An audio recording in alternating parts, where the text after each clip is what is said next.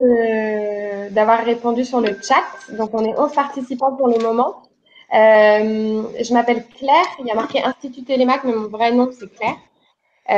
Et il y a Agathe, ma collègue, qui vient de nous rejoindre. Et il y aura Ruby aussi, qui sera là pour animer avec nous deux le webinaire. C'est la première fois qu'on le fait, mais on a regardé les autres webinaires, donc normalement, on s'est bien préparé. Ce que je vous propose de faire, c'est de peut-être faire un petit tour là pour les premières personnes qui sont là pour savoir qui vous êtes, à qui on s'adresse et pour s'adapter aussi à vos attentes pendant ce webinaire. Ah, on a perdu l'envie. Si vous voulez vous exprimer.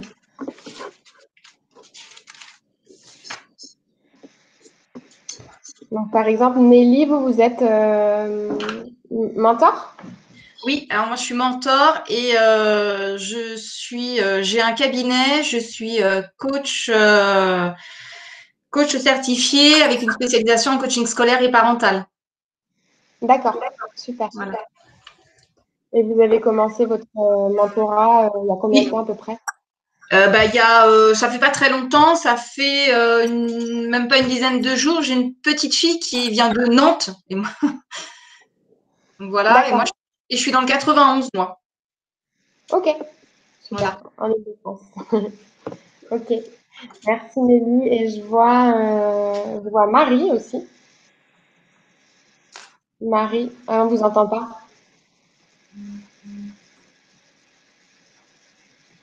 C'est parce qu'elle a son ah voilà. Voilà, ça Ouais. y est, c'est ouvert. Bonjour. Bonjour Marie. Donc vous aussi, vous êtes mentor? Alors, je ne suis pas mentor tout à fait, mais je mets en place un mentorat avec une association qui, pour l'instant, n'a pas de salle, mais on va se mettre en contact les uns avec les autres pour mettre en place ça à la rentrée. D'accord, super.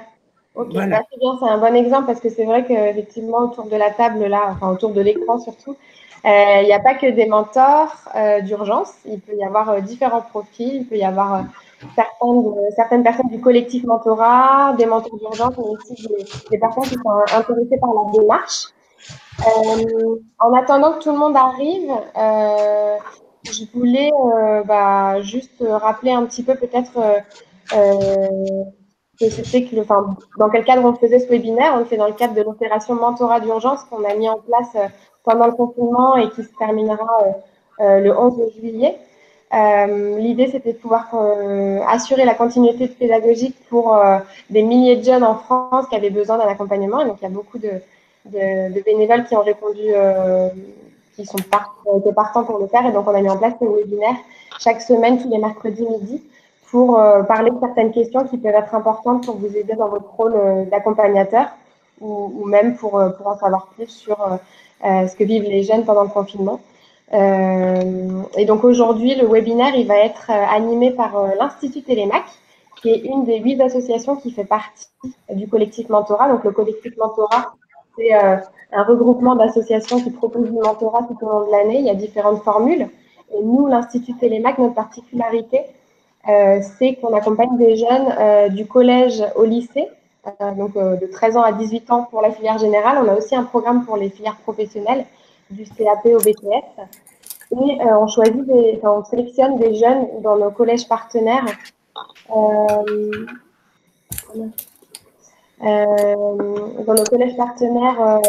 nos lycées partenaires. Donc des jeunes qui sont brillants, qui sont motivés, qui ont vraiment une attitude positive face au travail. Donc c'est des jeunes qui sont plutôt en réussite scolaire et qui sont issus de milieux qui peuvent parfois freiner en fait leurs ambitions parce que ils ont des problématiques financières, familiales ou sociales qui font que parfois ils s'autocensurent eux-mêmes. Et l'idée de ce programme, c'est de les accompagner assez jeunes et dans la durée pour pouvoir les aider à reprendre confiance en eux ou à garder confiance en eux et puis leur proposer tout un tas d'activités autour du développement personnel et surtout un système de parrainage, de double parrainage avec un tuteur d'entreprise qui représente le monde du travail et un référent pédagogique dans le collège du jeune qui représente le monde de l'éducation. Et ces deux personnes, en fait, font un partenariat autour du jeune pour l'aider à réussir son projet d'orientation et son projet pro. Voilà, donc moi je suis Claire, je suis responsable du parrainage pour la région Île-de-France et on est dans 6 régions en France chez l'Institut Télémac et notre ambition c'est d'accompagner plus de jeunes chaque année. Et je serai accompagnée aujourd'hui de Agathe et de Rudy. Je vois Rudy vient d'arriver. On travaille ensemble dans le cadre de l'Institut Télémac, mais aujourd'hui on va parler de la différence, comment appréhender la différence et comment valoriser la différence aussi pour que ça en devienne une force. Et donc je vais laisser Agathe et Rudy se présenter pour que vous les connaissiez. Et après on attaquera le sujet et juste avant de vous laisser vous présenter, parce que j'avais prévu ça, de poser un petit cadre de sécurité comme on est en visio. Je vous propose de couper vos micros quand vous ne voulez pas prendre la parole et si vous avez du bruit autour de vous, comme ça on est tous à l'écoute. On est dans un webinaire où on est tous bienveillants, donc je vous demanderai aussi d'être tous bienveillants, d'écouter les uns les autres parler et surtout de vous sentir à l'aise de vous exprimer. On est là pour répondre à vos questions, même les doutes voilà, que vous pouvez avoir, qui peuvent être délicats si vous sentez les partager. Et puis, n'hésitez pas à utiliser les différentes actions possibles sur l'application qui vous permettent de lever la main si vous voulez poser une question. Comme ça, on organise les prises de parole. Donc, je laisse la parole à Agathe, à Agathe d'abord, et ensuite à Rudy. Ok, ça marche. Donc bonjour à tous, donc moi c'est Agathe, je suis psychologue sociale et chargée d'études à l'Institut Télémac depuis février. Mes thématiques de recherche, elles s'axent surtout sur l'interculturalité et sur les inégalités entre les classes sociales. Donc voilà, moi je suis là pour un peu vous parler des différences en termes culturels. Voilà. Rudy, du coup. Ouais, bonjour à tous. Je ne sais pas si vous m'entendez. Si. C'est bon? Ouais. Donc bonjour à tous. Donc je me présente, je suis Rudy. Donc je suis prof d'SVT au collège Guy Môquet à Gennevilliers, dans le 92. Et je suis également, je fais partie de l'équipe Télémac puisque je travaille en tant que coordinateur national des référents pédagogiques. C'est-à-dire qu'en gros, ma mission est de coordonner tous les établissements scolaires avec les équipes éducatives, donc à savoir essentiellement les enseignants qui vont s'engager à devenir bénévoles et accompagner ces jeunes de l'Institut Télémac. Voilà. Ok, super. Merci beaucoup de vous être présenté. Donc, comme je disais, on va aborder la question de la différence, et notamment en temps de confinement et puis surtout après, dans le cadre du mentorat à distance. Déjà que c'est pas toujours facile d'appréhender les différences. À distance, c'est encore moins facile parce que la communication n'est pas la même. Donc, il faut pouvoir s'adapter. Je vais du coup laisser Agathe faire une petite introduction sur le terme de différence, que c'est que la différence, et puis voilà, nous parler en termes sociologiques. Et puis après, avec Rudy, on va aborder des cas concrets, peut-être que toi, tu as rencontré pendant le confinement avec tes élèves.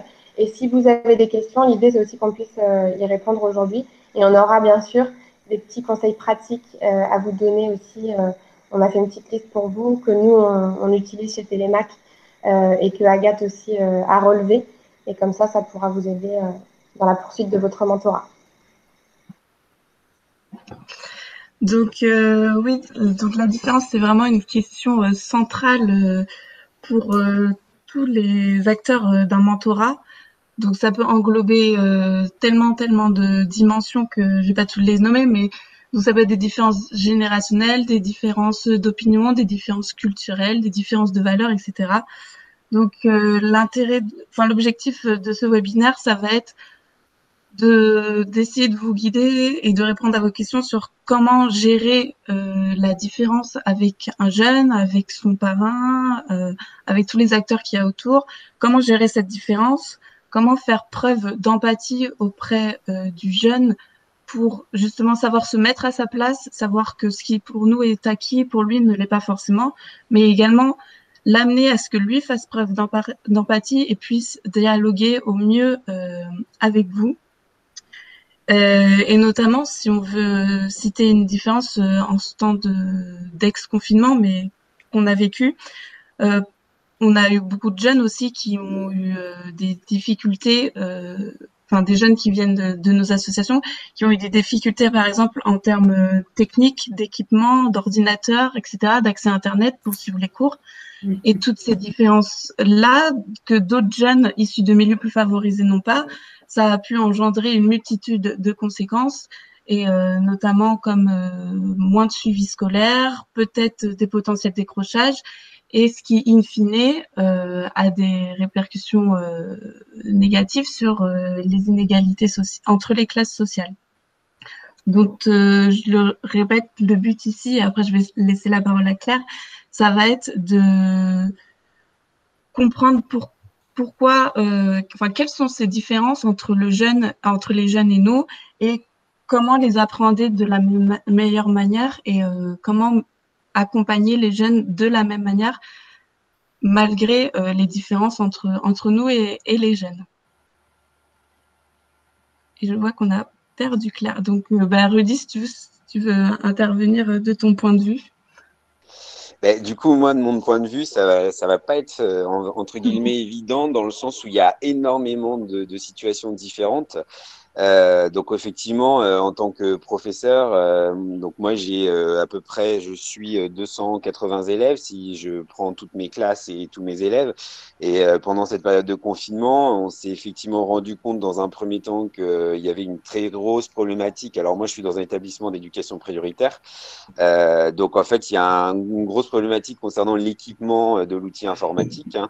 On a énormément d'élèves qui n'avaient pas forcément accès à des tablettes, à des ordinateurs. Donc les établissements scolaires ont mis à disposition des outils. Même si ça a été très compliqué. Les associations nous ont aidés également, enfin ont aidé l'éducation nationale à fournir des ordinateurs. Mais après, voilà, ce qui a été compliqué, ça a été la motivation des jeunes entre si vous avez des parents qui sont derrière, et c'est parfois le cas, et à l'inverse des jeunes qui sont livrés à eux-mêmes. Du coup, nous, en tant qu'enseignants, il a fallu qu'on se remette aussi un peu en question avec nos formulations d'activités, enfin, de réduire les activités qu'on demandait, c'était plus les mêmes exigences. On a redéfini des emplois du temps pour les élèves. En fait, on a complètement innové. Même si on a entendu dans les médias que l'éducation nationale était prête, c'était complètement inédit pour nous, donc on a complètement innové. Donc après, je pense que Claire va m'interroger un peu plus sur peut-être des cas particuliers, mais c'est extrêmement différent selon chaque profil d'élève, quoi. Voilà, c'est pas facile, quoi. Oui, merci Rudy.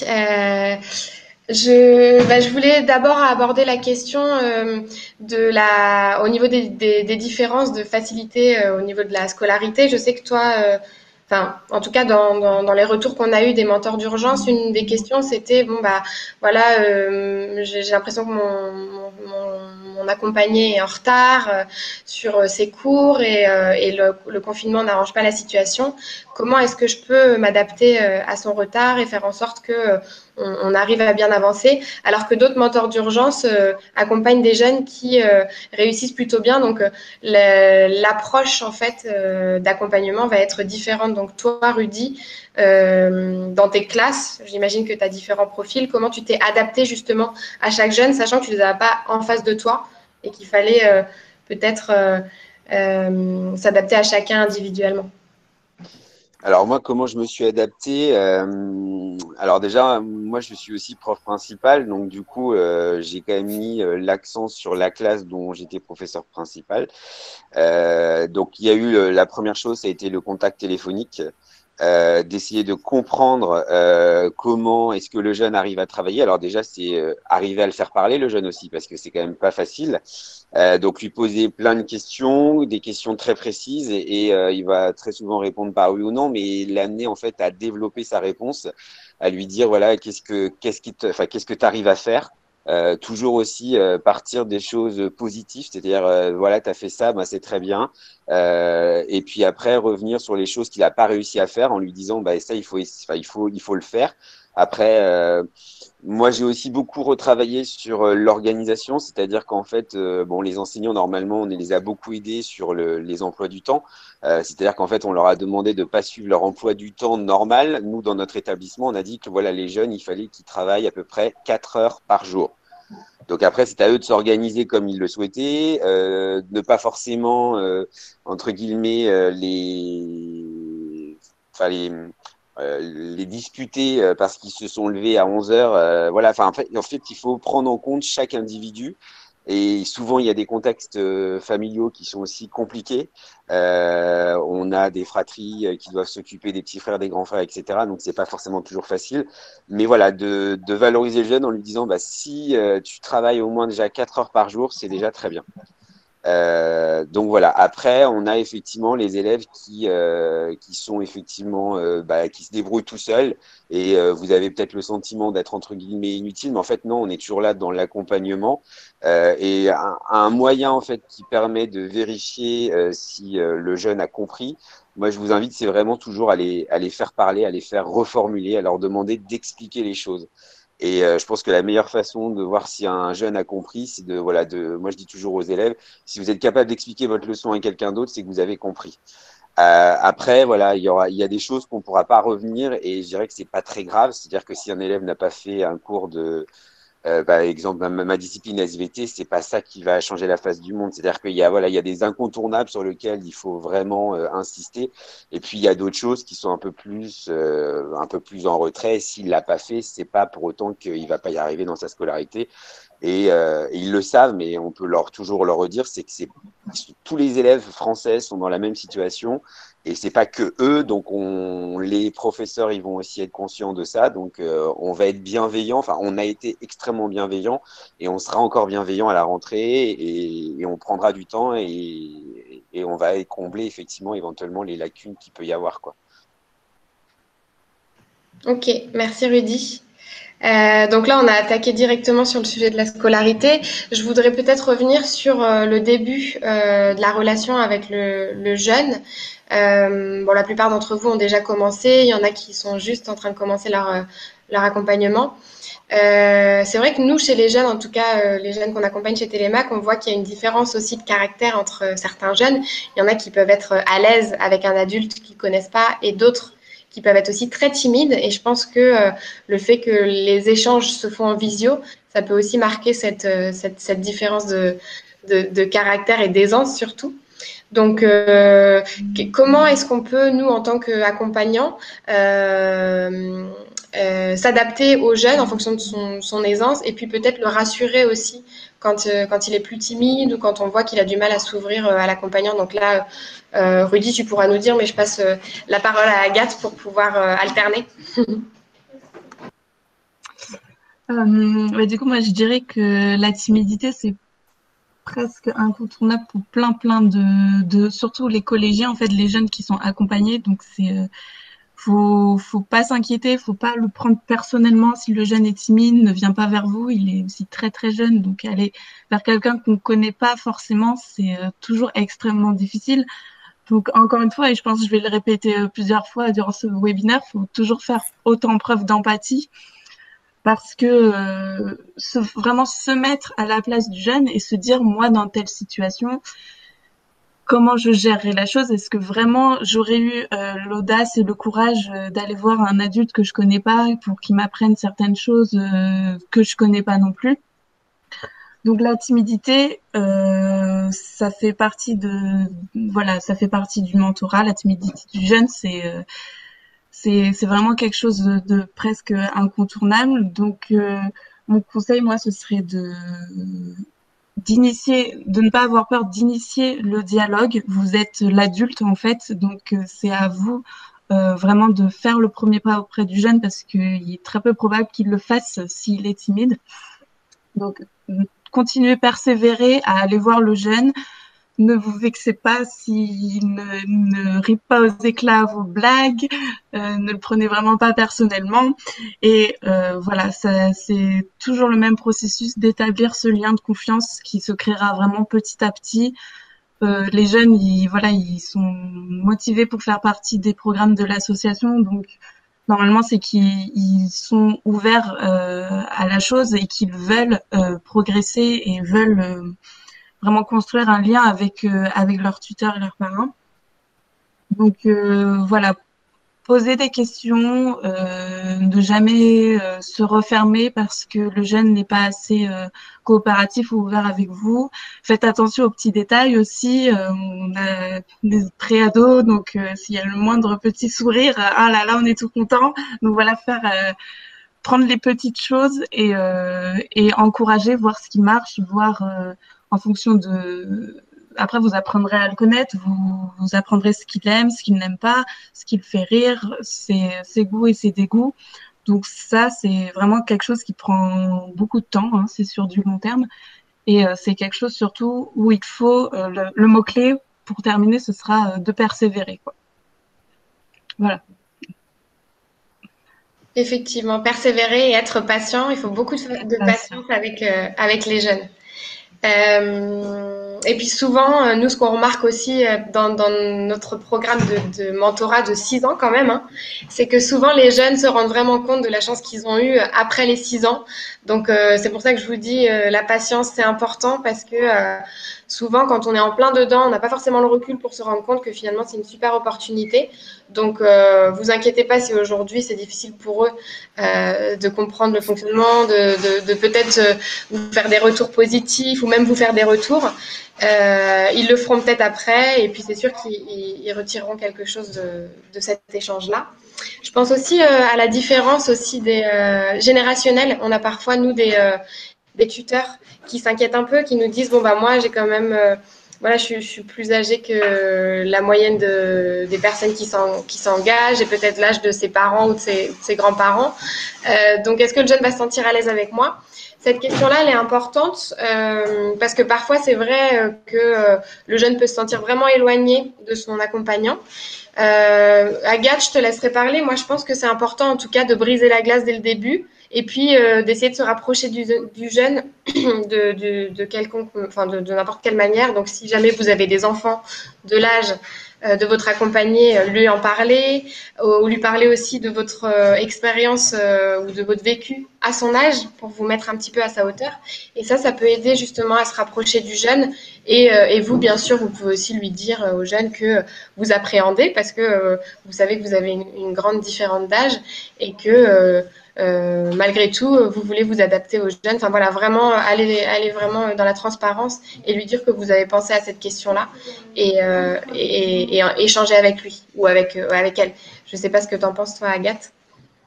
Ouais, bah, tout à fait. C'est vrai, comme tu l'as dit, bah, les personnes qui sont plus âgées aussi, elles ont souvent des enfants, donc elles savent quand même parler aux jeunes. Après, c'est plus compliqué d'établir un lien avec quelqu'un qui n'est pas de sa famille et qui est beaucoup plus jeune que soi. Après, moi, je pense, si je peux donner un conseil, la clé pour toujours créer du lien, que ce soit intergénérationnel, interculturel ou tout ce que vous voulez, c'est souvent l'humour. Et pouvoir créer un lien léger comme ça et trouver comment rire en fait avec la personne, ça crée toujours un lien beaucoup plus fort et très rapide. Donc essayez voilà de trouver les traits de caractère que vous pouvez avoir en commun avec les jeunes parce qu'on a toujours quelque chose de commun avec qui que ce soit, peu importe nos différences. Donc voilà, trouver ce qu'il y a en point commun qui n'a pas d'impact en fait sur l'intergénérationnel, qui prend pas en compte. Voilà, dédramatiser la chose, savoir en rire aussi, que si vous adorez le théâtre, alors que lui c'est pas du tout sa came, et ben pouvoir justement se challenger et dire tiens toi je te fais tester cette pièce de théâtre en échange, après on pourra aller faire quelque chose que t'aimes et que moi j'aime pas, se découvrir et faire justement de ces différences intergénérationnelles presque un point commun parce que ce sera quelque chose entre vous. Par exemple, ce challenge, ça pourrait être quelque chose qui est propre à votre binôme et qui pourra faire une force de votre relation.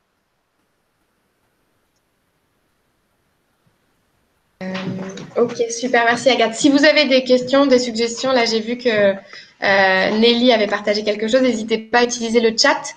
Et puis, vous pouvez prendre la parole aussi. Je voulais parler aussi d'une question qui est quand même assez centrale, en tout cas chez le public qu'on accompagne nous chez Télémac, mais aussi qu'on peut accompagner dans le cadre de l'opération mentorat d'urgence. C'est les différences culturelles. Donc, on a vraiment tout type de profil là, que ce soit en termes de bénévoles mentors et de jeunes accompagnés. Donc ça, c'est une question qui est importante et je pense que ce serait bien de vous écouter tous les deux, Agathe et Rudy, puisque toi, Rudy, tu es professeur en REP et REP+, et c'est vrai que la diversité est bien représentée dans ton établissement. Les différences culturelles, ça peut être aussi des différences de religion, des différences d'opinion, des différences de valeurs et de principes, donc c'est assez... il y a beaucoup de choses et ça peut être aussi des sujets qui sont difficiles à aborder. On ne sait pas trop comment parler de ça avec les jeunes. Alors moi, je ne sais pas vraiment si dans le cadre du mentorat à distance, c'est quelque chose qui est assez marqué, la différence culturelle. Mais en tout cas, nous, chez Télémac, c'est quelque chose qui ressort beaucoup et ça peut être une appréhension pour les mentors. Donc j'aimerais bien qu'on parle de ça. Et du coup, Agathe, si toi, tu veux commencer, et puis après, Rudy... que vous puissiez vous alterner. Comment bien l'aborder Alors c'est vrai que c'est une des questions centrales auxquelles on est confronté, la différence culturelle. Avant tout, moi je vais surtout vous parler des différences en termes de normes et de valeurs qui sont propres généralement aux cultures des personnes issues de milieux modestes et de personnes issues de milieux plus favorisés. La chose à garder en tête, c'est que, en fait, ce type de différence interculturelle, c'est vraiment une force. On peut en faire une force quand on les connaît bien, parce que les savoir-être et les savoir-faire de chaque culture, en fait, elles sont complémentaires entre elles. Donc, le but, ça va être de trouver comment les normes et les valeurs qui sont souvent valorisées par des personnes issues de modestes. Je prends pour exemple, généralement, les personnes issues de modestes, en fait, elles sont très attachées à la notion de groupe. Donc, elle valorise tout ce qui est fait en groupe, l'inter-individualité, etc. Donc ça, on peut vraiment en faire une force quand on en prend conscience et quand on peut en faire prendre conscience aux jeunes. Par exemple, à travers des soft skills, qui est vraiment une notion assez à la mode en ce moment dans le milieu notamment professionnel. Par exemple, le fait que des personnes issues de milieux plus modestes favorisent les relations intergroupales, ça peut très bien être exploité au travail parce que ça voudrait dire qu'ils savent encore mieux travailler en collaboration. Donc, ça, il faut en fait en faire prendre conscience aux jeunes et à soi-même aussi. Mais c'est vrai que généralement, bon, pour ce qui est des collégiens, aborder la notion de différence culturelle. Les collégiens, ils sont souvent trop jeunes pour comprendre vraiment les enjeux sociétaux qui se cachent derrière cette notion.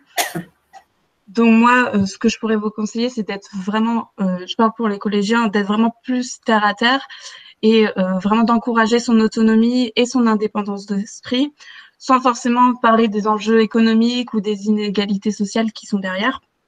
Et ce, afin d'éviter que le jeune pense que les inégalités sociales, c'est une situation qui ne peut pas changer, que son chemin est tracé d'avance et qu'il ne pourra rien faire pour le changer.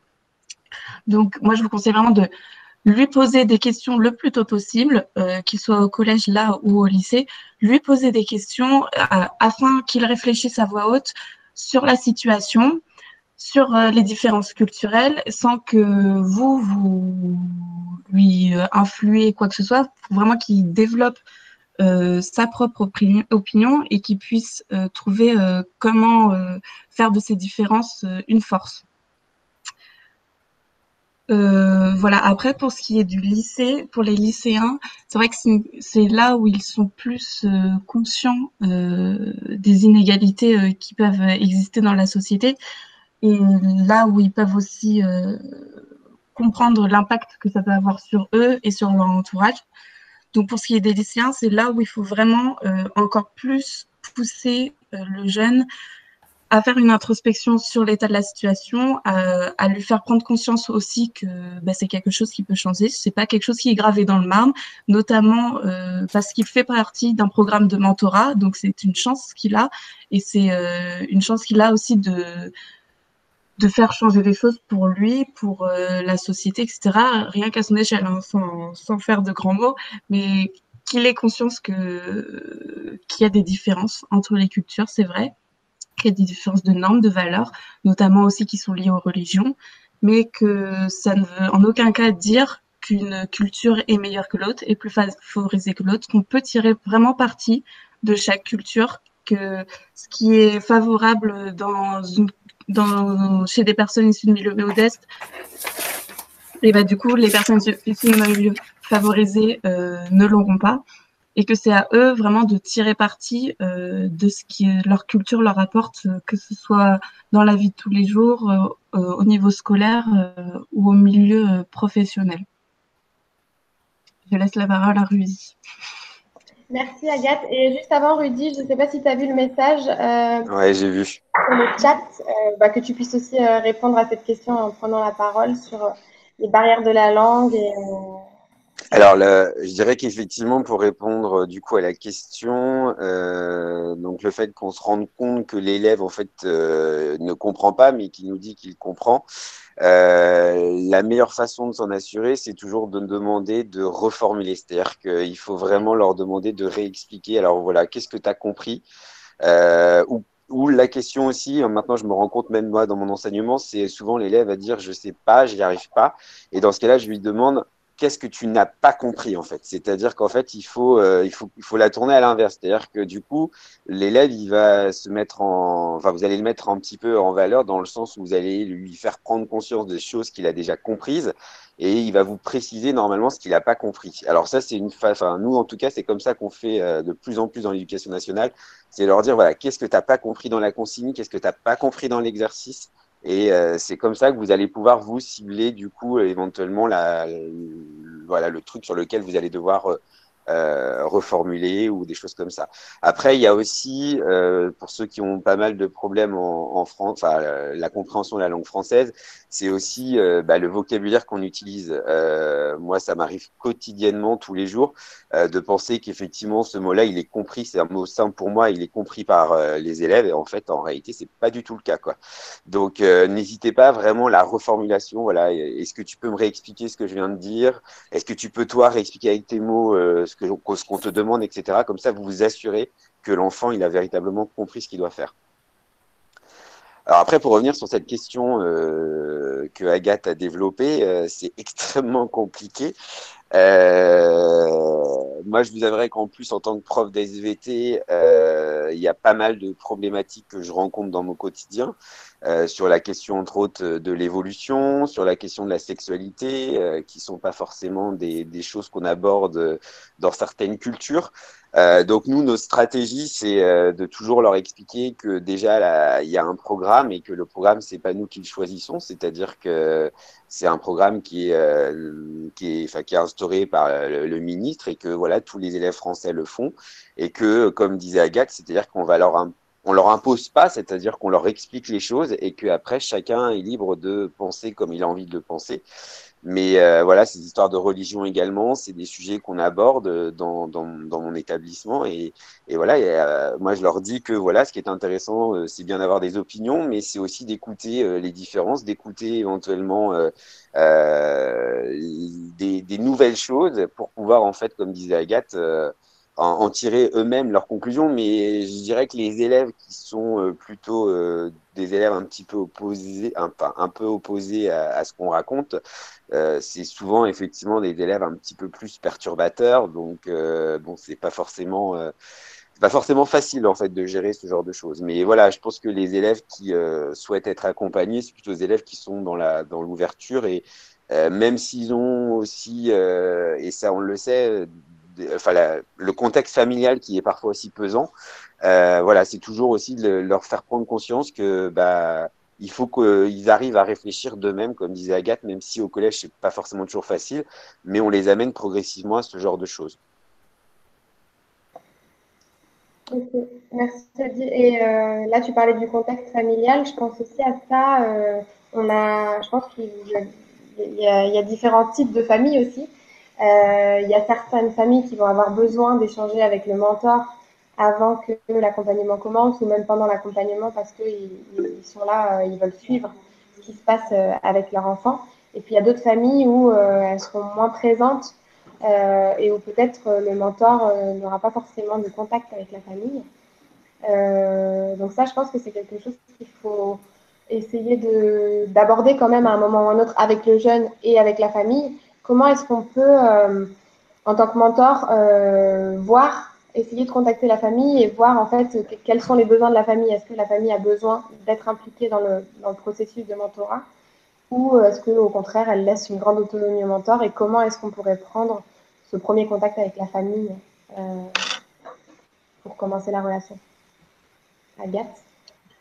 Alors oui, je sais pas si ça peut faire une généralité pour toutes les associations, mais je sais qu'à l'Institut Télémac, les parents ont souvent peur en fait de s'investir auprès de leurs enfants et dans le programme parce qu'ils peuvent penser que en fait ils n'ont pas leur place parce que justement c'est une grande chance pour leurs enfants pour leurs enfants de s'ouvrir culturellement et que du coup eux ils n'ont pas cette place auprès de Télémac, ce qui est auprès de notre association, ce qui est totalement faux bien sûr. Donc, mon conseil, en fait, ce serait de ne jamais, même si ça fait pas partie du programme de votre association, de ne jamais négliger les parents, et notamment au début, car en fait, établir une bonne relation avec les parents, ça va vous ouvrir une multitude de portes. Par exemple, nous, on peut être confronté au fait que les parents craignent que leurs enfants sortent, prennent le métro, prennent le transport en commun, aillent avec un adulte qu'ils connaissent à peine, etc. Donc, si dès le départ, une bonne relation de confiance a été établie avec les parents, ça va vous permettre de faire les sorties que vous souhaitez avec le jeune. Ça va vous permettre aussi de pouvoir contacter les parents si par exemple vous n'arrivez pas à contacter le jeune, si vous sentez aussi qu'il veut vous dire quelque chose mais qu'il n'y arrive pas, vous pouvez aussi passer par les parents qui pourraient vous expliquer la situation qui peut être problématique à ce moment-là. Après, que dire voilà, on sait que c'est difficile d'initier le contact avec ses parents, notamment par exemple à travers la barrière de la langue, parce qu'ils ne parlent pas toujours français. Donc à ce moment-là, comme le disait Rudy, il faut faire attention à son langage, se dire que les mots que nous on utilise dans la vie de tous les jours ne sont peut-être pas si familiers que ça à tout le monde. Vous pouvez aussi, pour parer à la barrière de la langue, si vous avez des proches qui peuvent parler la langue ou des proches de la famille qui peuvent servir de traducteurs. Vous pouvez aussi demander aux jeunes s'il est bilingue, donc du coup de faire la traduction. Mais je dirais vraiment également ne pas hésiter vraiment d'aller voir la famille, même si on vous a pas demandé de le faire, même si c'est optionnel. Ça ne peut, ça peut que vraiment vous être bénéfique par la suite. Donc voilà, même si aussi ils peuvent parfois être réticents à parler à un inconnu, etc. Il peut y avoir des barrières aussi religieuses. Qui peut arriver vraiment. Donc ne pas hésiter à trouver en fait passer par le biais de l'association qui est en contact avec les parents souvent si vous voulez dialoguer avec les parents, passer par le biais du jeune aussi qui est idéal pour vraiment servir d'intermédiaire entre les parents et le tuteur. Voilà. Okay. Après je vois pas d'autres tips. Super Agathe, et puis du coup j'en profite pour rappeler que sur le site du mentorat, lementorat.fr, il y a des ressources et des outils qui peuvent vous aider sur ces questions-là. On a notamment mis dans le guide d'accompagnement du mentor une feuille de route en fait que vous pouvez réutiliser pour suivre vos séances. Et je pense que si vous avez du mal ou la famille ne vous a pas forcément sollicité, vous pouvez éventuellement partager cette feuille de route avec la famille après la première ou les quelques premières séances par mail. Voilà, comme ça, au moins, vous êtes sûr d'avoir transmis les informations aux parents Et après, à eux de voir s'ils veulent vous contacter et puis en savoir un petit peu plus sur ce que vous avez fait avec leur enfant. Mais au moins, voilà, essayer de leur transmettre un minimum d'informations pour qu'ils soient au courant. Et bien sûr, sur le site du mentorat, il y a une fiche aussi pour appréhender la relation avec la famille. Après, qu'est-ce que je voulais aborder d'autre comme question? Alors, je ne sais pas si on a parlé de ça tout à l'heure dans les différences culturelles, mais justement, différences culturelles, ça peut vouloir dire aussi différence d'opinion ou différence dans la manière dont on voit l'éducation aussi. Et ça peut arriver en tant qu'accompagnant qu'on se pose des questions sur certaines pratiques ou parfois on peut trouver que les parents ne permettent pas forcément aux jeunes de s'exprimer comme ils le voudraient ou ne permettent pas son épanouissement sur un tel ou tel sujet.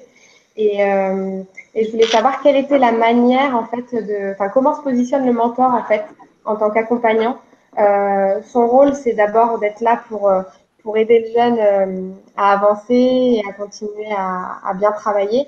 Mais est-ce que le rôle du mentor, ça va être justement de donner des conseils aux jeunes et comment en fait on se positionne face à ces questions-là sans être trop intrusif et sans aller à l'encontre aussi de ce que les parents inculquent à leurs enfants. Agathe, on vous dit, quelqu'un veut prendre la parole? On vous dit peut-être? On va alterner? Non, on va laisser Agathe. Allez, Agathe. Je peux parler rapidement. Si tu veux, Rudy, après je te laisse la parole. Non, en 2 mots, je pense que j'apprends rien à personne, mais il faut toujours respecter la barrière entre tuteur et parent. Vous n'êtes pas là pour éduquer l'enfant, vous êtes là pour l'ouvrir culturellement et lui apporter toutes les opportunités possibles pour réussir, que ça soit scolairement, professionnellement ou un épanouissement personnel. Donc moi, mon conseil principal, ce serait si on veut faire de toute manière, il faut savoir que notre opinion, c'est jamais la bonne opinion, c'est juste notre opinion personnelle. Il n'y a pas de vérité générale. Donc la chose à faire, c'est vraiment de mener le jeune en fait, comme un psychologue en fait, de l'amener à l'introspection, vraiment de réfléchir par lui-même, de se faire ses opinions. Et comme vous êtes aussi là à côté pour le guider, en fait, pour l'écouter et pour partager du coup à ce moment-là, une fois qu'il lui a partagé son opinion, son avis, c'est là où vous pouvez partager vous votre propre pensée sans jamais chercher à l'influencer, sans jamais lui dire qu'il a tort de penser ça, alors que non, il y a différents modes de pensée qui peuvent très bien coexister entre eux. Donc voilà, mon conseil principal, ce serait ne pas hésiter franchement, encourager l'enfant, le jeune, à se poser des questions lui-même à voix haute, à vous interroger vous, à demander l'opinion à tout le monde, en fait, enfin tout le monde, à ne pas hésiter à récolter en fait les opinions de leurs proches, de vous, qui viennent de tous les milieux culturels possibles, de toutes les générations possibles, etc., sans se laisser influencer et qu'au fur et à mesure, en ayant la panoplie possible des opinions qui existent, lui, à partir de là, il pourra se forger sa propre opinion, savoir ce que lui il juge bien ou mal, correct ou pas, etc. Et du coup, voilà, Rudy, si tu veux compléter. Compléter, je t'avouerai que tu as tout dit. Après, je sais pas en fait si vous avez peut-être aussi des questions peut-être à nous poser sur lesquelles vous avez des interrogations qu'on pourrait peut-être plus répondre aussi.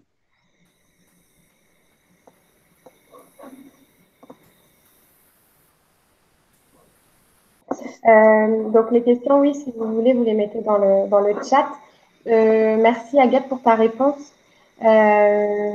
Effectivement, en fait, on n'est pas là pour conseiller, pour apporter une opinion personnelle auprès du jeune, surtout dans un temps qui est assez court quand même. Finalement, l'opération d'urgence, elle est assez courte, donc il n'y a pas non plus trop le temps on peut pas tout changer. Donc l'idée, c'est d'être vraiment à l'écoute du jeune et surtout de le faire sentir qu'on l'accepte tel qu'il est, qu'on accepte ses différences.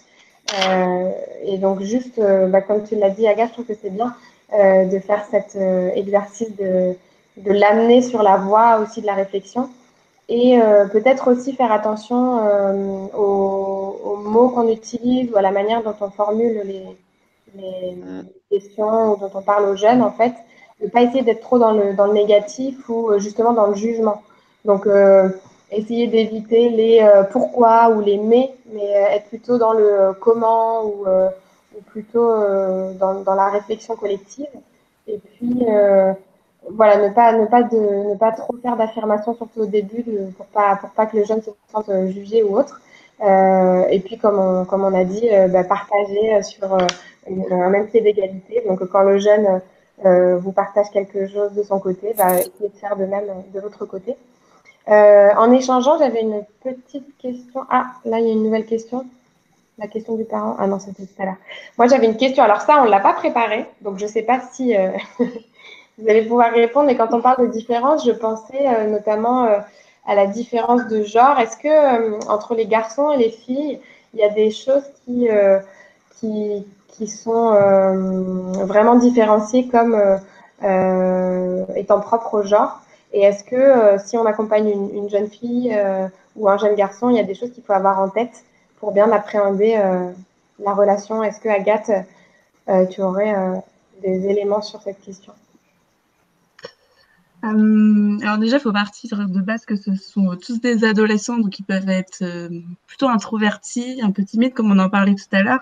Mais c'est vrai que généralement, c'est plus les adolescents garçons qui sont plus renfermés sur eux-mêmes, un peu plus introvertis, voilà, qui osent pas faire la démarche d'aller voir l'adulte.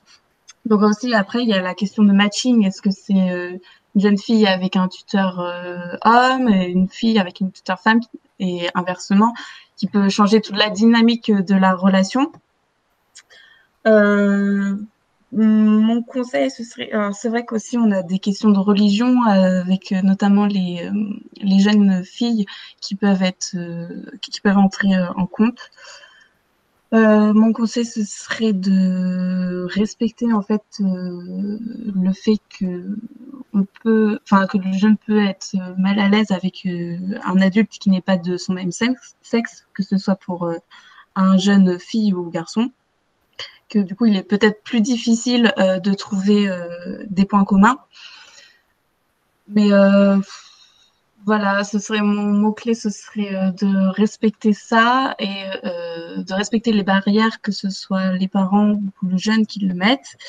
Et de, malgré ça, réussir à se trouver des points communs. Donc ça va rejoindre la question sur l'intergénérationnel, de réussir à trouver des points communs, de réussir à rire ensemble, à passer de bons moments, sans qu'il y ait vraiment une question de genre qui soit liée, quoi, sans la faire rentrer en jeu. Voilà. Ok, merci Agathe. Très bien. Ok, donc Catherine, en fait, vous avez bien posé une question à laquelle on n'a pas répondu, on ne vous a pas apporté tous les éléments. C'est par rapport aux parents. Donc là, c'est la différence de nombre dans la séance. Donc, quand on n'a pas que le jeune en face de nous, mais qu'on a aussi les parents qui veulent assister à la séance, est-ce que déjà, si on n'est pas à l'aise avec ça, on se doit d'accepter que les parents soient là pour une première séance peut-être? Et comment est-ce qu'on gère en fait une séance avec les parents? Peut-être que toi, Rudy, sur ça, est-ce que ça t'est arrivé pendant le confinement d'être en lien avec tes parents? Et comment tu gères ces demandes-là et les attentes des parents qui sont pas présents?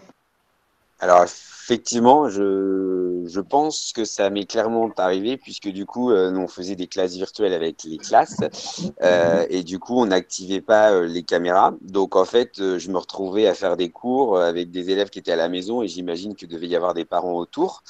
Donc du coup, il faut toujours effectivement, c'est la question du parent. Entre guillemets, l'oublier, c'est-à-dire que vous vous adressez avant tout à l'enfant et vous expliquez les choses à l'enfant. Après, j'ai eu aussi pendant le confinement des questions de parents. Donc là, c'est plutôt en général pour rassurer qu'on va être là parce l'élève n'a pas réussi à faire ça ou je ne sais trop quoi. Du coup, c'est vrai que on est plutôt là, enfin, vous êtes plutôt là pour vraiment rassurer les parents, aussi de leur dire qu'ils sont quand même accompagnés ces jeunes. Donc c'est plutôt une chance quand même inouïe par rapport à des élèves qui n'ont pas forcément d'accompagnement. Mais du coup, en fait, c'est quoi, enfin, si on peut préciser sur la question, en fait, le fait que, est-ce que c'est gênant pour vous? Est-ce que, enfin, en fait, c'est quoi par rapport au fait de la présence du parent? Donc, effectivement, il y a les parents anxieux que vous allez devoir rassurer. Et puis, mais qu'est-ce qui vous dérange du coup dans la présence du parent ou pas? Je sais pas si je suis clair parce qu'en fait il y a plusieurs éléments qui peuvent rentrer en jeu, donc je sais pas si vous pourriez préciser. C'est Catherine, je crois. Moi, Catherine, vous pouvez prendre la parole si vous êtes à l'aise avec ça ou écrire dans le chat pour qu'on puisse répondre vraiment à votre question.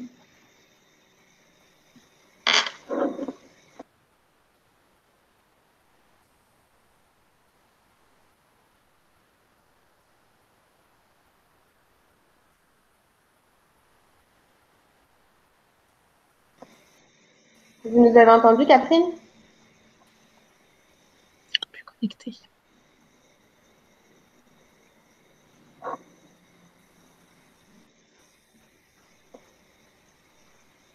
Comment prendre la parole avec les parents, c'est ça? Comment vous adapter Ah, d'accord. Il faut que en fait, vous avez en bas une petite barre avec un téléphone rouge pour raccrocher et juste à gauche, vous avez le micro que vous devez activer.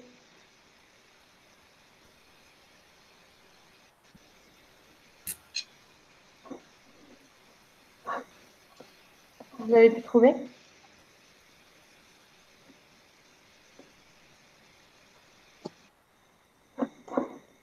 Je vais voir si je peux. Ah, ça n'active pas. Bah ouais, je peux pas avoir d'action dessus. Après, si vous n'arrivez pas à l'activer, ce que je vous propose de faire, c'est de bien reformuler votre question dans le chat. Comme ça, on pourra y répondre. Mais Ouais. voilà, on vous laisse le temps de reformuler. Les parents anxieux et motivés qui assistent à la séance. Donc effectivement, c'est vrai que c'est pas la même séance quand on a les parents à côté. Mais l'important, je pense, moi, ce que je dirais en fait comme conseil qui marche assez bien dans la facilitation, je l'ai fait tout à l'heure et puis je pense qu'on le fait aussi avec nos jeunes en général, c'est de poser un cadre. Et donc quand les parents assistent à la séance, bien leur expliquer comment ça va se passer, leur dire comment vous voulez aussi fonctionner et que s'ils ont une question, qu'ils attendent la fin d'une explication ou voilà, bien leur poser le cadre pour leur dire que c'est ok qu'ils soient là, mais il faut qu'ils respectent en fait l'organisation de la séance. Et comme ça vous donne aussi plus d'assurance dans votre rôle et sachez que vous êtes légitime aussi de pouvoir mener la séance comme vous le voulez. D'autant plus que vous l'avez échangé en amont avec le jeune. Donc une fois que les bases sont posées, à vous de prendre un petit peu l'autorité et de leur dire que pas de souci, mais il faut respecter aussi le temps de parole de chacun. Et puis vous, après, par la suite, soyez bien sûr ouverts. Si les parents, il y a une pratique qui voudrait modifier ou ils voudraient vous poser une question, bien sûr, soyez ouverts, répondez à leurs questions et essayez de vous adapter à leurs demandes si c'est faisable aussi et bien sûr dans la limite du possible. Du coup, Catherine, est-ce que vous avez répondu? D'accord, parce que vous avez la famille qui soufflait à côté de vous, c'est ça? Si je comprends bien ce que vous avez écrit. Là, typiquement, si jamais le papa, voilà, typiquement, si jamais vous avez un parent qui fait des petits commentaires ou qui a une attitude qui ne convient pas forcément ou qui vous gêne un petit peu dans votre rôle, surtout n'hésitez pas à lui dire de manière non violente. On va vous parler de communication non violente, mais il faut le dire parce qu'il ne faut pas que vous restiez dans cette situation-là. Donc voilà, vous prenez la situation, vous dites bon voilà, je vous entends souffler, monsieur. ça me déconcentre un petit peu dans mon rôle parce que je ne sais pas pourquoi vous soufflez, il y a quelque chose qui vous gêne, qui vous convient pas. En tout cas, moi, je suis ouverte pour qu'on puisse en discuter et que ça puisse bien se passer. Mais en tout cas, je préfère que vous me le disiez directement pour que ça se passe bien et vous laissez le papa s'exprimer. Et voilà, toujours essayer de vous exprimer pourquoi vous, ça vous dérange et puis d'échanger par rapport à ça. Briser la glace dès le début, je pense que c'est le mieux. Après, si vous rencontrez vraiment une difficulté, comme disait Agathe tout à l'heure, sachez qu'il y a les structures d'accueil des jeunes qui accompagnent les jeunes normalement pendant l'année, qui sont à votre disposition. Normalement, vous avez toujours un contact que vous pouvez contacter. Donc, s'il y a une situation gênante et que vous n'arrivez pas à gérer forcément ou vous n'osez pas trop en parler, vous pouvez contacter la structure qui sera là pour vous aider. Voilà, et puis du coup, ça peut être aussi l'occasion de demander aux parents quelles sont leurs attentes, qu'est-ce qu'ils aimeraient que vous apportiez aux jeunes, comment ils aimeraient que vous vous comportiez avec le jeune. Et comme ça, à vous de voir si c'est des demandes auxquelles vous pouvez répondre ou alors leur dire que finalement, c'est pas votre rôle et que vous replaciez bien votre rôle dans le cadre du mentorat d'urgence. Et vous pouvez bien sûr vous référer au guide d'accompagnement du mentor où vous avez vraiment la liste des choses pour lesquelles vous avez été sollicité et ne pas aller au-delà si ça ne fait pas partie de votre rôle. Voilà, donc bien poser le cadre et les limites. Est-ce que ça répond à votre question, Catherine ?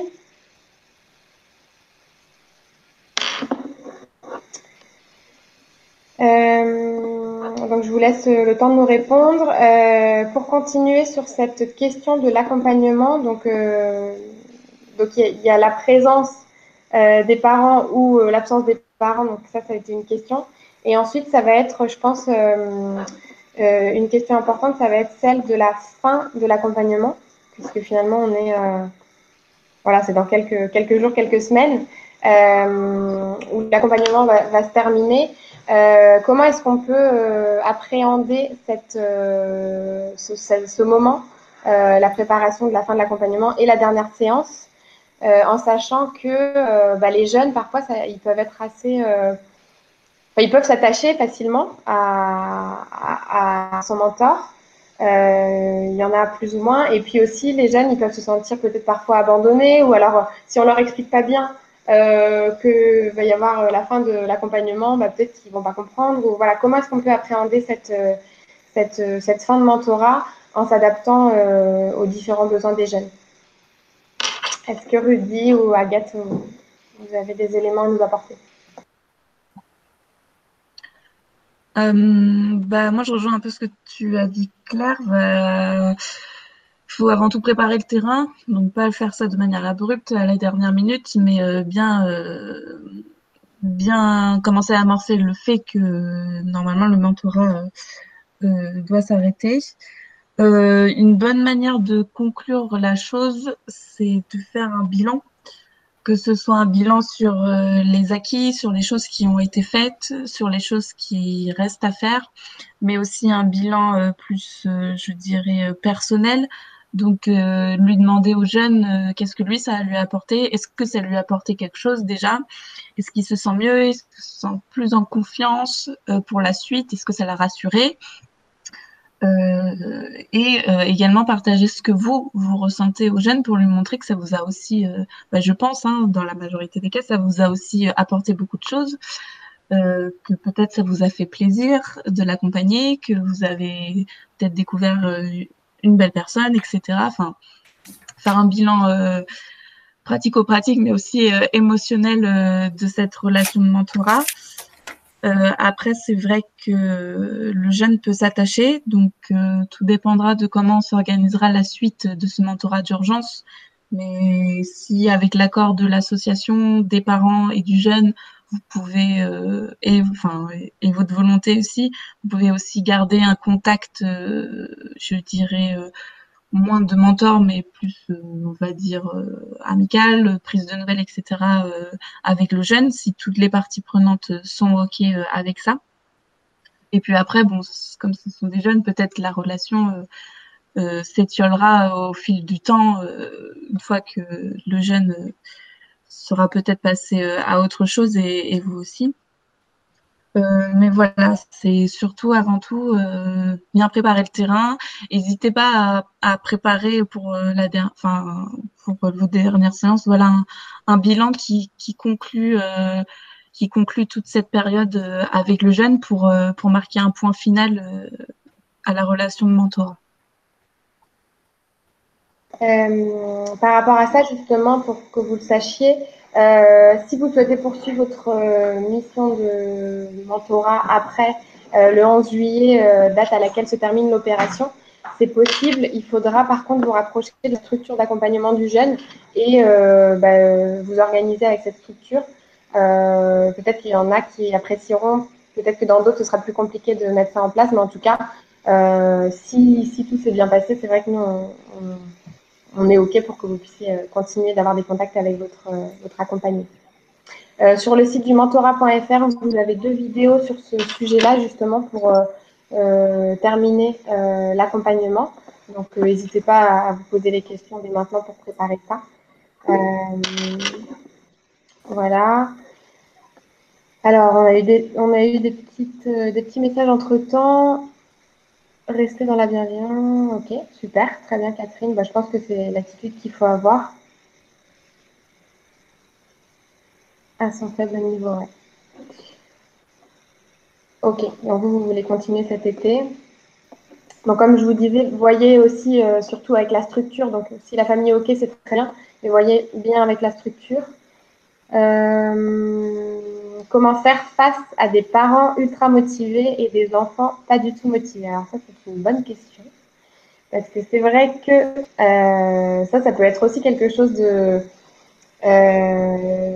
qu'on peut voir, de deux situations différentes, des jeunes super motivés qui ont décidé, eux, de faire partie de l'opération, et d'autres qui, en fait, ont été un peu contraints par leurs parents ou les accompagnants qui ont jugé qu'ils avaient besoin d'un accompagnement. Mais c'est vrai que pour que ça fonctionne, il faut que le jeune il soit dans une bonne démarche et qu'il ait aussi envie d'être accompagné.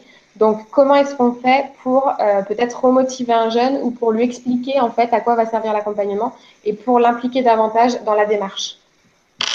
Rudy, en tant que prof, j'imagine que ça, c'est une situation qu'on rencontre peut-être quotidiennement.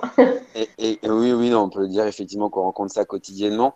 Je dirais que la première chose, en fait, c'est de comprendre pourquoi l'enfant n'est pas motivé. C'est-à-dire essayer de partir du point de départ, de comprendre pourquoi il n'y a pas de motivation, etc.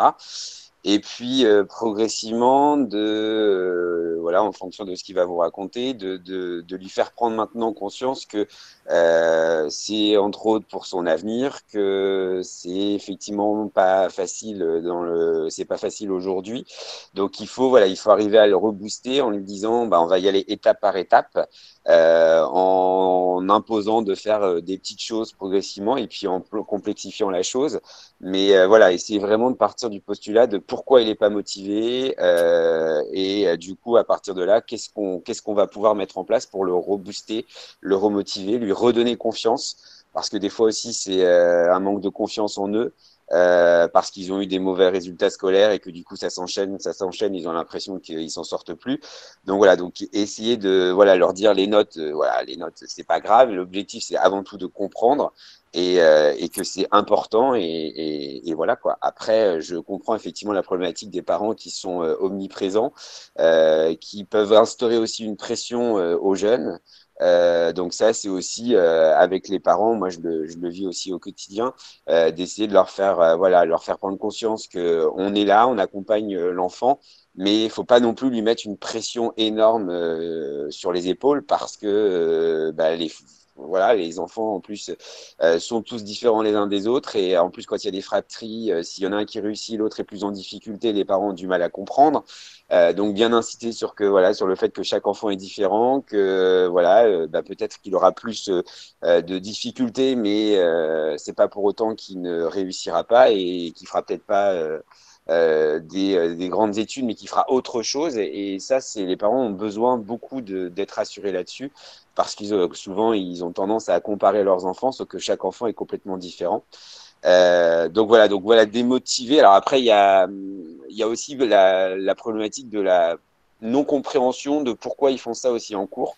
C'est-à-dire qu'ils voient pas l'intérêt d'aborder le théorème de Pythagore, ils comprennent pas l'intérêt de comprendre tous les temps du français, pourquoi on fait de l'anglais, pourquoi on fait de la physique-chimie. Enfin, voilà. Après, je pense qu'il faut qu'avec nos expériences, on leur fasse prendre conscience que c'est pour qu'ils comprennent la société dans laquelle on est, qu'ils comprennent le monde qui les entoure et qu'ils soient pas en fait dans cette ignorance et qu'ils aient des éléments de réponse et que plus tard dans leurs études il y a peut-être des choses qui vont les intéresser et que peut-être que les maths, ça va devenir un truc qu'ils vont adorer ou inversement, toutes les disciplines qu'ils auront vues à l'école, c'est pas forcément ça qui va les intéresser, mais ça sera peut-être plus du manuel, des choses comme ça.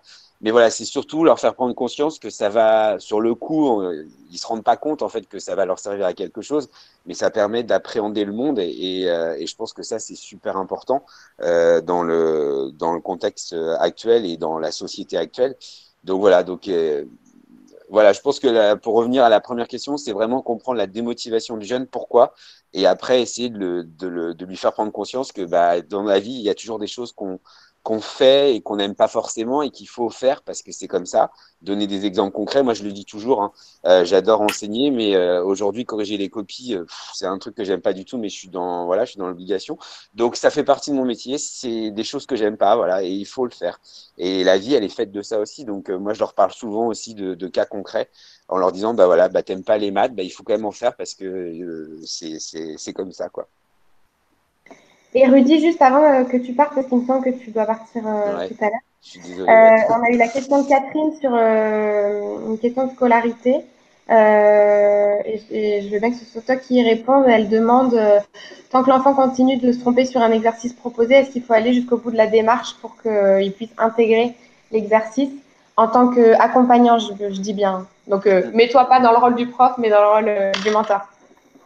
Je dirais que oui. Enfin, je dirais qu'en fait, il faut aller jusqu'au bout. Oui, non. C'est-à-dire que tout dépend de l'exercice. Est-ce que effectivement l'enfant bloque complètement sur l'exercice? Et dans ce cas-là, ce que je vous conseillerais de faire, c'est en fait de reprendre à chaque fois. C'est-à-dire éventuellement de reprendre un petit exercice la prochaine fois que vous reconnectez, commencez par le truc qu'il n'a pas réussi. Et puis voilà, refaire au fur et à mesure parce que effectivement, comme on dit, hein, c'est toujours de réexpliquer, refaire les choses, etc. Donc éventuellement de reproposer un petit exercice peut-être rapide ou lui demander de réexpliquer à l'oral, voilà, les choses sur lesquelles il avait bloqué la dernière fois. Après, effectivement, le risque, c'est que si vous insistez trop là-dessus et qu'il n'y arrive pas, c'est qu'il soit démotivé et voilà. Et donc, du coup, c'est mieux de dire bon stop, on arrête. Là, on voit que ça marche pas, on va faire autre chose et puis on reviendra dessus après. Je pense que ça, c'est quelque chose qui est important, quoi. Sinon, vous allez démotiver le jeune. Super, merci Rudy. Et juste pour rajouter à ça, votre rôle, c'est juste d'accompagner le jeune, donc vous n'êtes pas là pour tout changer. Si vous y arrivez, tant mieux. Mais en tout cas, si déjà vous avancez sur un aspect qui peut paraître un détail, mais s'il s'agit par exemple de la motivation, que vous arrivez à remotiver votre jeune, mais finalement vous n'avez pas le temps d'en profiter, au moins vous aurez déjà avancé d'un pas, et ça c'est déjà bien. Donc tout ce que vous allez pouvoir apporter aux jeunes, ce sera que du plus. De toute façon, rien que le fait de vous avoir rencontré, d'avoir échangé avec vous, d'avoir eu un espace d'écoute, et puis d'avoir eu des conseils, d'avoir eu un temps d'échange, ça c'est déjà énorme. Donc déjà, vous pouvez être fiers de vous et ne vous mettez pas trop la pression dans la réussite parce que c'est un temps très court. Et déjà, voilà, si vous avez réussi à instaurer un climat de confiance, c'est déjà bien. Et donc c'est pour ça que je dis par rapport à la question, je suis face à une élève intelligente mais démotivée en ce moment, surtout dans les matières scientifiques, comme le dit Rudy, prendre un temps pour échanger avec elle, comprendre pourquoi elle est démotivée, pourquoi ça l'intéresse pas, et puis peut-être essayer de rapprocher les matières scientifiques de elle, ses objectifs personnels, et puis de voir comment ça pourrait lui servir personnellement. Faire des jeux, aller sur différentes plateformes. Je ne sais pas si toi, Rudy, tu utilises des plateformes ludiques pour tes Ouais, matières. il y a énormément, maintenant aujourd'hui, l'outil informatique est extrêmement puissant. Il y a énormément de choses de proposer. Mais je dirais effectivement, et d'ailleurs ça rejoint ce que Catherine est en train d'écrire, mais essayer, en tout cas moi c'est ce que je fais en SVT, mais essayer de partir de choses concrètes. Parce qu'effectivement, en mathématiques, comme c'est écrit, très souvent les exercices sont abstraits pour eux et ils ont du mal à comprendre. Donc, partez des choses concrètes, effectivement, des choses concrètes et voilà, adapter les exercices. Alors, je sais que c'est pas forcément toujours facile, mais par exemple, les pourcentages, je sais qu'avec les élèves, quand on parle des soldes, voilà, c'est des choses qu'ils arrivent en fait à comprendre beaucoup plus facilement quand on parle d'un truc concret qui peut éventuellement les aider, les bonbons, les choses comme ça passe tout seul. Que quand on parle avec des choses X, etc., c'est plus abstrait. Donc, partez effectivement de trucs concrets. Et puis, si des choses qui ne sont pas motivées, n'hésitez pas à leur dire, bah voilà, moi, par exemple, pendant le confinement, j'ai fait de la peinture. Et bah, du coup, j'ai dû faire un peu de maths. Donc, heureusement que je savais faire des maths, quoi. Enfin, c'est vraiment des trucs concrets, mais c'est pour leur prendre, enfin, qu'ils prennent conscience que ça va leur donner des choses. Voilà, je suis prof d'SVT, j'entends parler de maladies, j'entends parler du coronavirus, mais je sais maintenant comment mon corps se défend contre un virus parce qu'en cours, on a vu ça. Voilà, c'est plein de choses concrètes, le réchauffement climatique, l'anglais, j'entends une chanson en anglais, je vais traduire éventuellement les paroles parce que j'adore cette chanteuse, mais je ne sais pas ce qu'elle raconte, donc je vais effectivement traduire. C'est-à-dire, voilà, plein de petits trucs qui vont les faire apprendre en fait. Et on apprend maintenant autrement, quoi. Être créatif. Complètement. Et l'un des avantages du mentor aussi, c'est que vous n'avez pas de programme scolaire à boucler à la fin de l'année. C'est Donc, ça. s'il y a vraiment un point sur lequel le jeune bloque ou il y a besoin de travailler, vous avez toute la liberté de consacrer la séance à cet aspect-là. D'accord? Donc, vraiment, sentez-vous à l'aise d'adapter en fonction du jeune et ne vous mettez pas Et, trop. et je dirais même, je rajouterais même si vous êtes un peu loin du programme scolaire, on s'en moque. Si du moment que le jeune il va écrire des choses, etc. Aujourd'hui, dans l'éducation nationale, certes, on a des programmes scolaires, mais ce qu'on demande ce qu'on nous demande avant tout, c'est qu'on ait face à nous des futurs citoyens qui soient raisonnés, même s'ils n'ont pas compris la formule trubidule chouette, c'est pas ça. Enfin, qui vont pas réussir ces jeunes. Donc voilà, le programme scolaire c'est une chose, mais voilà, si vous allez au bout des choses, les amener à réfléchir, les amener à argumenter, à s'exprimer, ça je dirais que c'est la clé, quoi. Enfin, on se rend compte tous hein, dans nos travaux, dans notre travail, on n'a pas forcément utilisé ce qu'on a appris forcément à l'école à chaque fois, donc il faut dédramatiser, je pense. Alors, parce que sa prof met trop de boulot. Alors oui, je sais bien qu'il y a il y a des collègues qui mettent trop de boulot, j'en suis parfaitement conscient. Donc après, il faut aussi dédramatiser en leur disant, bah voilà, si t'as pas fait ça, c'est pas trop grave. Mais voilà, si le jeune, il a suivi ce rythme de travail quotidien, nous au collège, en tout cas dans mon collège, on leur demandait de faire 4 heures par jour. S'il a réussi à faire ça, c'est bien. Il faut être positif, etc., l'encourager. Alors, en SVT, voilà, et ben ça c'est top, ça. Ça, c'est ce que je rêve de faire toujours dans mes classes. Enfin, c'est ce que j'essaye de faire dans mes classes, c'est de partir d'une notion et puis en fait les amener sur des documentaires, sur des choses, etc. La compréhension du monde et puis du coup ça peut déclencher des vocations, des engagements, des choses comme ça. Donc donc ouais, partez voilà, des notions et puis élargissez. Surtout qu'avec aujourd'hui, moi je leur dis toujours à mes élèves, j'ai dit écoutez l'actualité entre autres le journal télévisé. Voilà, je parle entre autres de France 2, je sais qu'il est plutôt bien fait et qu'ils ont tendance à faire des petits documentaires, ça dure 2-3 minutes, mais ça explique des notions, ça explique des choses. Plus ça va, plus ils essayent d'expliquer en fait les choses pour les jeunes et je trouve ça plutôt bien fait. Donc voilà, regarder la télé, c'est pas trop grave, mais voilà, ça dépend ce qu'on va regarder, quoi. Super. Bon, merci beaucoup, Rudy et Agathe. Je vous propose qu'on résume en quelques mots ce qu'on vient de se dire pour que vous puissiez partir avec quelque chose de clair. Moi, ce que je vous propose de retenir, c'est bien entendu, comme je vous le disais tout à l'heure, de poser le cadre toujours. Voilà, que ce soit bien clair pour les parents, pour le jeune, pour vous, que vous sachiez où vous allez. Une fois que le cadre est posé, que vous ayez une posture d'adaptation. Donc, vous soyez dans l'écoute du jeune, que vous puissiez l'écouter, que vous puissiez vous adapter à lui. Donc, ne pas avoir trop d'idées en tête de ce que vous voulez faire parce que de toute façon, chaque personne est différente. Et donc, le rôle du mentor, la clé de la réussite de l'accompagnement, ce sera de s'adapter aux jeunes. Être bienveillant, donc ne pas être dans le jugement, essayer d'être plutôt dans la compréhension et de ne pas forcément apporter votre opinion dans les séances. De bien communiquer aussi, comme on disait avec les parents, c'est important de communiquer, surtout quand on a l'impression de ne pas se comprendre. Communiquer, reformuler, réexpliquer. Ça, c'est important de prendre ce temps-là. Et puis, bien sûr, de bien préparer la séance et de préparer aussi la fin de l'accompagnement. Toujours préparer les échanges que vous allez avoir avec le jeune ou l'enfant. Et puis, le plus important, c'est partager vos expériences personnelles et parler de vous. C'est vrai que dans les enfants et les jeunes qu'on accompagne au travers de l'opération mentorat d'urgence, parfois, ce qui peut faire une grande différence, c'est le milieu dans lequel ils se trouvent.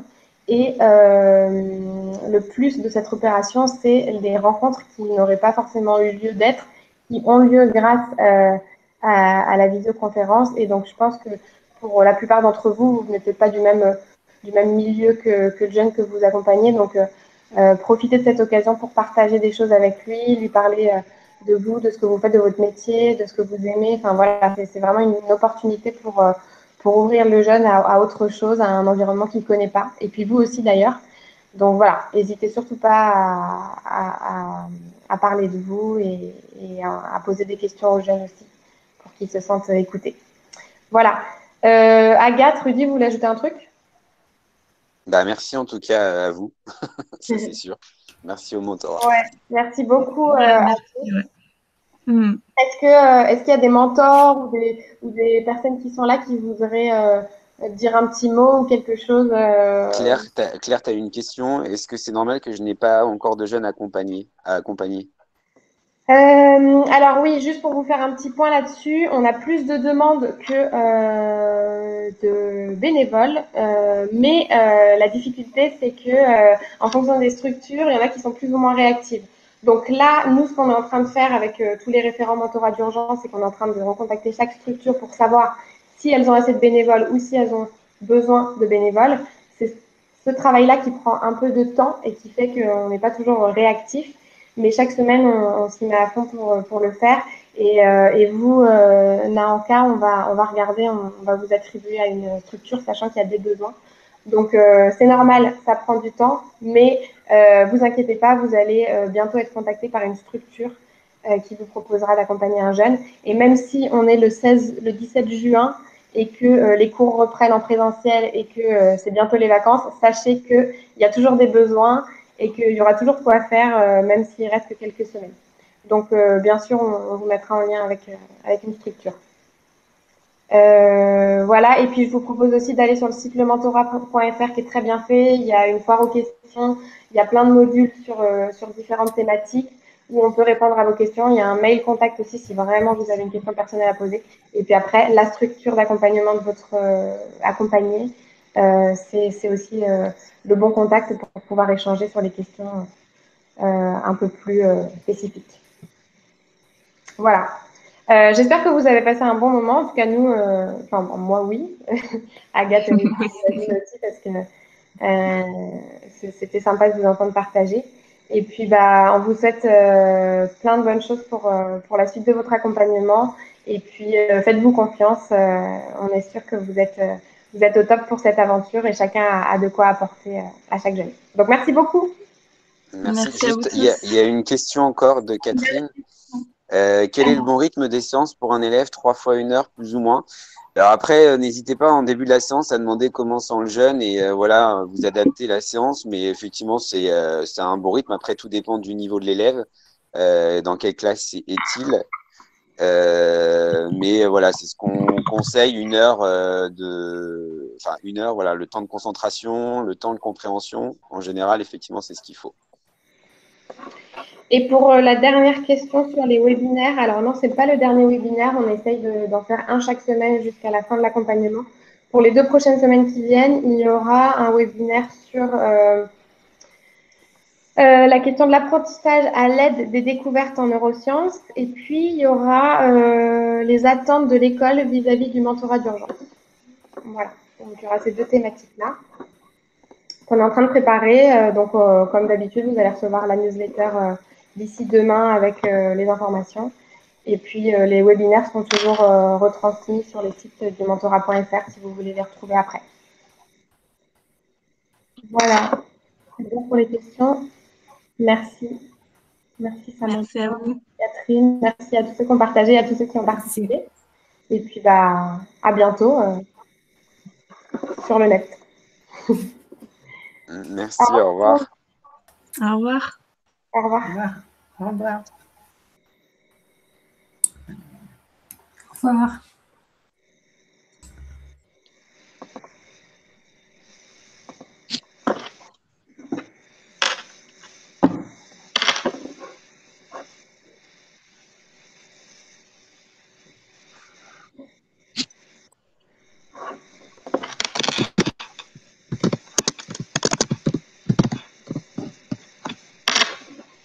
Ok, donc Fiona, elle est partie. On attend juste que tout le monde parte, comme ça on pourrait faire un petit débrief. Tu dois partir, Rudy? Je vais être en retard, mais t'inquiète. Ok, on fait un petit débrief de 3 minutes. Ça va? Ça a été? Bah écoute, ouais, je crois, enfin je sais pas. C'est surtout Ouais, vous. c'était cool. Franchement, c'était sympa. Mm. Mm. Je pense qu'on a bien répondu aux différentes questions. Et puis c'était bien que tu sois là, Rudy, aussi, parce que du coup, tu as pu apporter ton expérience. Ouais, ouais. Éducation Parce que tu as nationale, quoi. accompagné plein de jeunes. Ouais, surtout, tu as accompagné plein de jeunes pendant le confinement, donc j'imagine que c'était un peu faux le clos. Donc, Oui, oui, non, c'est clair. ça a C'est bien clair. aidé. Non, Agathe puis aussi. après, je pense que c'est Ouais, important aussi de les mettre enfin, de les mettre aussi en confiance en leur disant, voilà, que de n'importe, enfin, même s'ils ont le sentiment que qu'ils servent pas à grand chose parce que le jeune ne comprend pas, etc., mais ça sera toujours un plus pour le jeune, en fait. Et ça, je Ouais, pense qu'il faut bien qu'il l'ait en tête, quoi. ouais, en tout cas, bah, merci beaucoup d'avoir été présent. Et puis, bah, le webinaire sera mis en ligne. Donc, si vous voulez vous revoir, voilà. Ça, tu m'avais pas dit ça. On n'a pas signé de papier. C'est ça. On va vous le faire signer. Mais ouais, donc merci beaucoup. Et puis, ouais, il reste 2 webinaires. Et donc, bah, Rudy, tiens d'ailleurs, sur la question des. Enfin, on pourra en reparler, mais sur la question de l'attente de l'éducation nationale, peut-être tu pourras. Pas de souci. Avec plaisir. C'est le mercredi? Ouais, c'est le mercredi à 12h à Ouais. chaque fois. Bah, c'est bien parce que c'est le jour où j'ai pas cours, étant donné qu'ils désinfectent le collège. Donc, Ouais, d'accord. Bon, bah, cool. Bah, je te dirai ça. Mais en tout ça cas, merci marche. beaucoup. Et puis, bah, à bientôt, du coup. Ça Ouais, roule, pas de ok. souci. Bon courage. Ouais, bonne journée. Salut. Ciao. Salut.